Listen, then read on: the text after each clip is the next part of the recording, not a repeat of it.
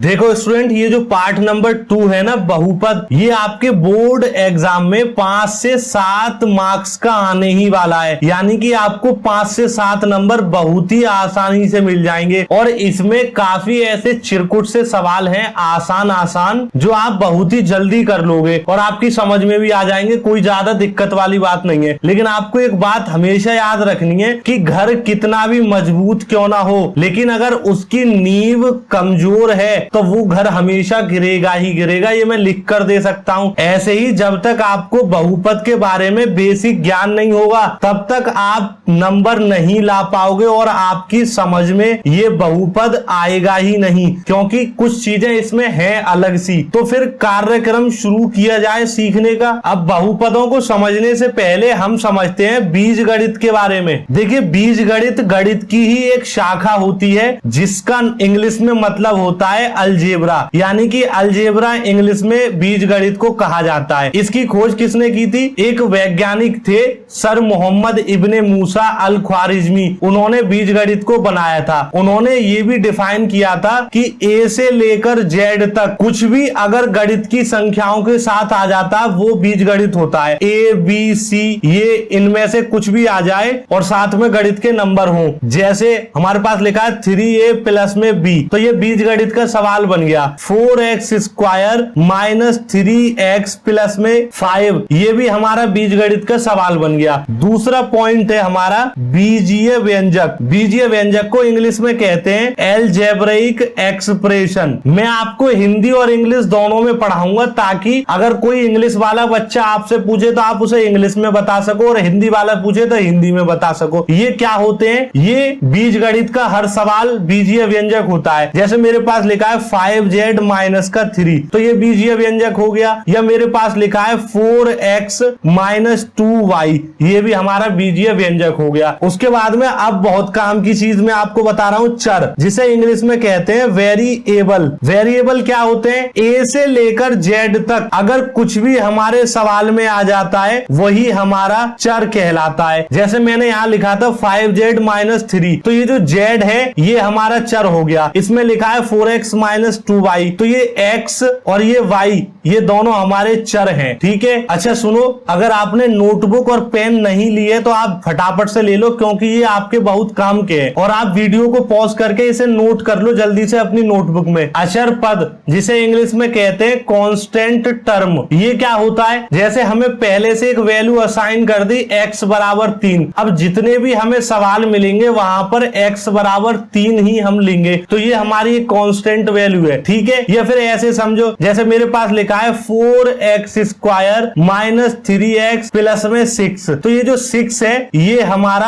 अचर पद है। ठीक है, ये और काम की चीज है, वो है गुणांक। ये गुणांक क्या होता है? इसे इंग्लिश में कहते हैं कोएफिशिएंट। इसको ऐसे समझो, जैसे मेरे पास लिखा है सवाल 4x स्क्वायर माइनस का 3x प्लस में 5, तो ध्यान से आप देखें तो ये जो वेरिएबल यानी कि चर के साथ 3 है या x स्क्वायर के साथ 4 है, तो ये 3,4 हमारे गुणांक हैं। बस आपको यही याद रखना है। ये सिंगल नंबर अचर पद है, लेकिन जो x y z इनके साथ संख्याएं दे रखी होती हैं जैसे 4 और 3, ये हमारा गुणांक है। अब हम समझते हैं बहुपद क्या होता है, क्योंकि ये ही हमारा मेन टॉपिक है और मेन पार्ट भी है दूसरा। तो देखो मैं आपको डिटेल में बताता हूं। देखो सबसे पहले समझते हैं बहु का मतलब क्या होता है। बहु का मतलब होता है एक से ज्यादा। जैसे आपने बेसिक क्लासों में पढ़ा था एक वचन से बहुवचन, यानी कि कोई भी एक चीज होती थी उसके ज्यादा, ऐसे ही बहु का मतलब होता है एक से ज्यादा। उसके बाद आता है पद। पद का मतलब होता है सवाल या फिर संख्याएं। तो हम कह सकते हैं एक से ज्यादा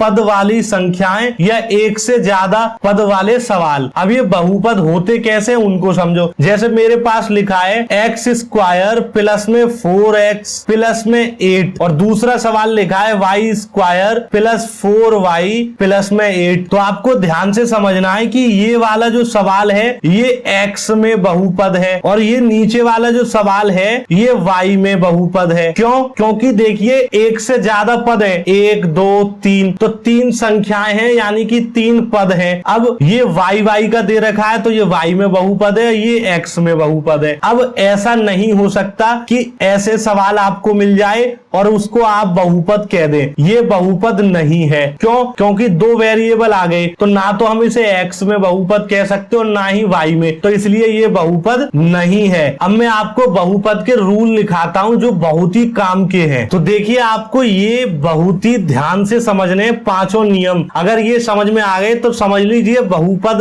पार्ट आपकी पूरी समझ में आ गया। क्या लिखा है? सवाल बहुपद नहीं होगा। अगर इन पांचों में से कोई एक भी नियम सवाल में बैठ जाता है या सेटिस्फाई हो जाता है, समझ लो वो बहुपद नहीं होगा। पहला नियम क्या है? चर की घात ऋणात्मक ना हो, यानी कि जो भी एक्स वाई मिलेगा उसकी घात माइनस में ना होनी चाहिए। जैसे यहाँ लिखा है एक्स पावर -2, तो माइनस में नहीं होनी चाहिए, अगर हो गई तो बहुपद नहीं होगा। दूसरा, चर अंडर रूट में ना हो, रूट के अंदर 3x लिखा है, रूट के अंदर x3, रूट के अंदर y, इसका मतलब जो भी वेरिएबल मिलेगा वो रूट में नहीं होना चाहिए, अगर होगा तो बहुपद नहीं होगा। तीसरा नियम, चर भिन्न के रूप में ना हो, जैसे 4/3x, 6/5y², तो ये बट्टे में आ रहा है तो भिन्न के रूप में नहीं होना चाहिए। ठीक। चौथा नियम, चर की घात भिन्न में ना हो, यानी कि चर की घात भी भिन्न में ना हो, जैसे 6x पावर दे रखी है 2/3, इस टाइप से नहीं होना चाहिए। जैसे यहाँ लिखा है y की पावर 3/5, ये नहीं होना चाहिए। फिर पांचवा नियम, एक से ज्यादा चर ना हो, ये तो मैंने आपको अभी बताया था कि एक ही सवाल में एक से ज्यादा वेरिएबल ना हो, जैसे x,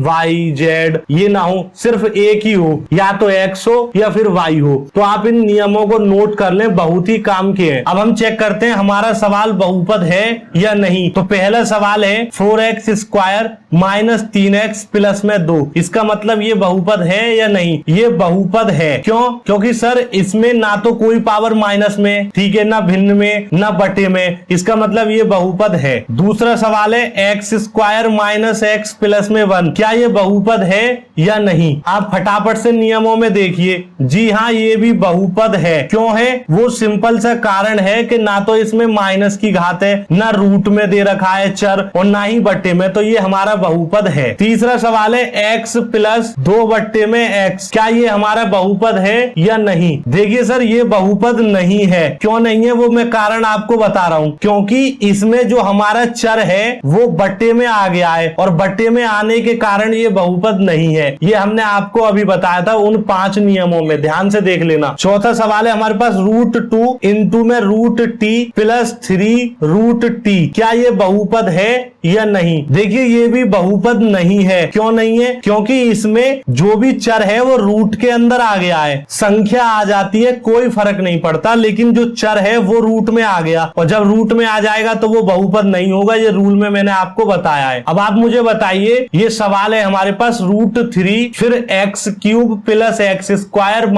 1, क्या ये हमारे बहुपद है या नहीं? देखिए, ये हमारा सवाल बहुपद है। क्यों है वो मैं आपको बताता हूं। देखो, रूट के अंदर 3 आ रहा है, एक नंबर से कोई फर्क नहीं पड़ता, लेकिन जो हमारे चर दे रखे हैं वो अलग है, ना तो उनके ऊपर माइनस में घात है, ना ही वो बट्टे के रूप में है, और ना ही रूट के अंदर, इसीलिए ये बहुपद है। अगला सवाल है 4x की पावर 7 - 5x की पावर -3 + 6, क्या ये हमारा बहुपद है या नहीं? जी हाँ, ये हमारा सवाल बहुपद नहीं है। क्यों नहीं है? वो कारण भी आप समझ लें। क्योंकि यहाँ पर x की घात -3 आ गई, और माइनस आने की वजह से ये हमारा सवाल बहुपद नहीं है। आई होप आपकी समझ में ये सारी चीजें आ रही होंगी, और अगर नहीं आ रही हैं तो आप दोबारा से वीडियो को देखिए, क्योंकि ये बहुत ही काम का पॉइंट है, आपको समझना जरूरी है, तभी आप बहुपद के पूरे सवालों को कर पाओगे,